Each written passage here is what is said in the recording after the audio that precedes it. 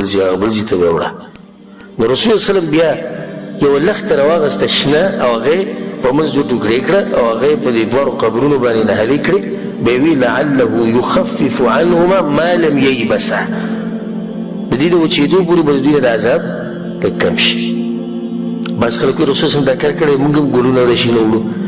نو ګوره امام خطابي رحمه الله وایي څوک چې په قبرونو باندې دا شنه بوټي نهلی وي ځکه چې دا حدیث راغلی دی او بیا دا وایي چې دا شین بوټی څوک ورې شین نو دی صحیح دی تسبیح بیانوي نو په دوی باندې عذاب نه وي. دا خبره کمزوري ده. رسول صلی خدا نه دی ویلي چې دا بوټی شین دی تسبیح بیانوي. رسول صلی وایي چې دا شین دی نو زه د وچېدو پورې به ته الله د عذاب لرې کړي. رسول صلی ته دعا وغوښته خو رسول خدا خبره نه کړي چې بوټی شین د عذاب کموي. دا خبره نه ده راغلې. بله ده رسول صلی ته پته ولګېدې په دې قبر کې عذاب دی. چا ورته ووایي؟ الله ورته ووایي. نو ځکه رسول صلی دا کار وکړو. درېیمه ده که دا کار جایز وی نو صحابه کرامو به کړی وی که نه. هغو خو رسول صلی په خپلو سترګو ولیدو. هغوی نه کوي سره پاس 1400 کاله بعد موت موږ پې پوه شو هغوی پوه نه شو.